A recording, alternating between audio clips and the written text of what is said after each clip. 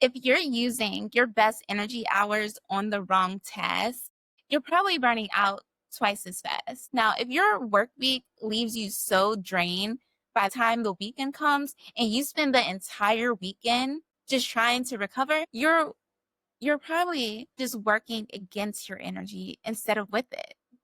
On this channel, I teach professionals with lupus and other chronic conditions how to pace their energy, advocate for their needs, and keep growing their careers without burning out. This is where the lupus framework comes in. With LUPE, you can build a career that works with your health instead of against it. And if you want a simple way to get started, I put together a free LUPE starter guide that walks you through those first steps. You'll find it in the link in the description. I used to think that pacing meant slowing down. Like I had to take a bit longer to get to my goal or to finish something. But pacing really isn't about slowing down. It's about doing the right things at the right time. For a long time, I measured my days by the clock.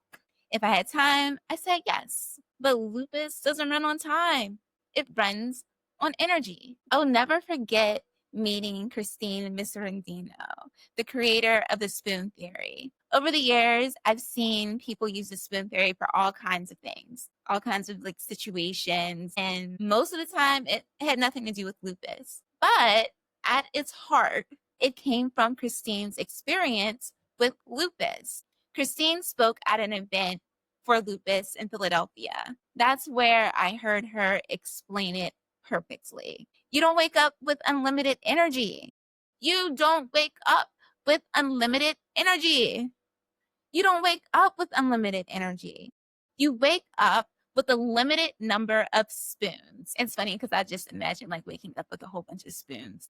What are you doing? But seriously, so you wake up with a limited number of spoons, and every test you do costs one. When they're gone, they're gone. You don't have any more. They're gone. When I started organizing my day around energy instead of just time, the idea changed the way I thought about aspects of life when it clicked. It didn't click right away. Like it made sense to me, but then it really made sense once I started connecting the dots. So the idea changed the way I thought about work as well. When I started organizing my day around energy instead of just time, I was actually getting more done and feeling better doing it. Most workplaces are built around time. You punch in, you punch out. There's 40 hours in a work week, maybe 60, maybe 80, an hour meeting there. Time.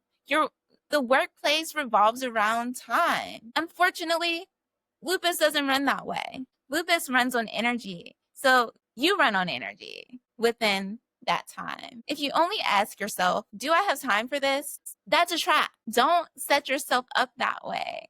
Because if you have time available, the answer will almost always be yes. But if you don't have the energy, or if you're out of spoons, saying yes, it might lead you straight into a crash. Ask yourself, do I have the energy for this? Time doesn't tell the truth about what your body can handle. Energy does. Break out of the time mindset.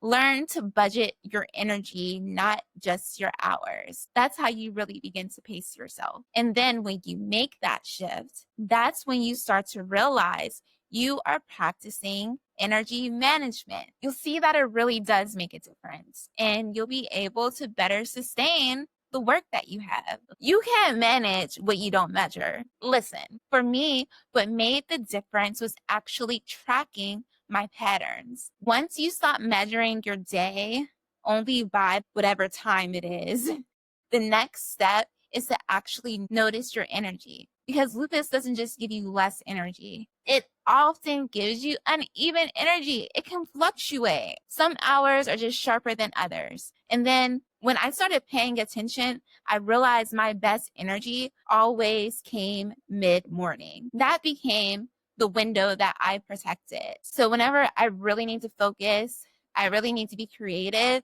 and I just really have to have a clear mind, I'm going to prioritize that time mid-morning. So that's when I'm getting a lot of the most important things done at work.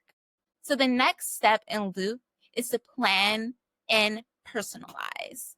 It's about building your schedule around your body, not forcing your body to fit into someone else's schedule or time block that they made for you. Think about it like this. If you spend your best energy answering emails when it's time to lead a meeting or really focus in on that big project that you're working on, you're already running on fumes. But when you match your hardest task to your strongest hours, you're not just conserving energy, you're magnifying what you can do with it. Some hours are just sharper, but some are heavier.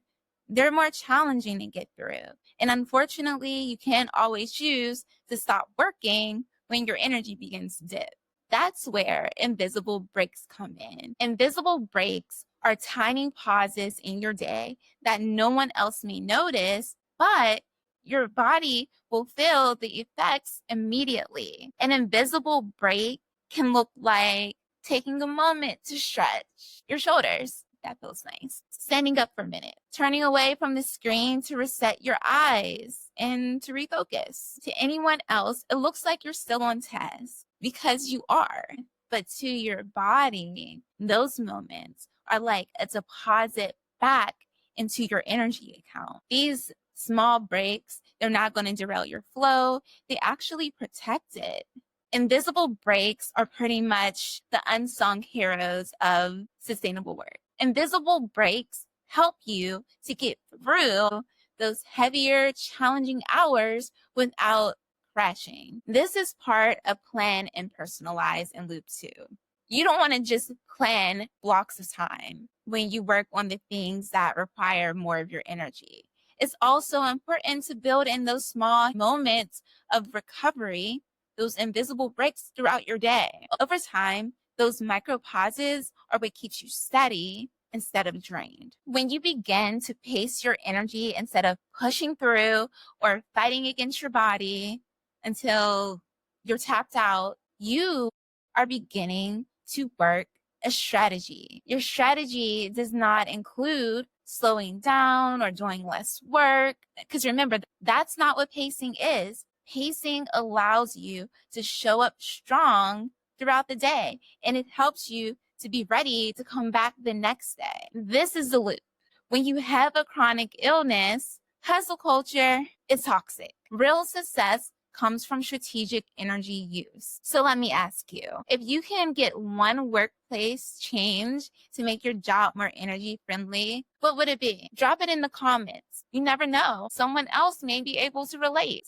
If you want a full breakdown of how to protect your energy and keep growing at work, download my free LUPE starter guide.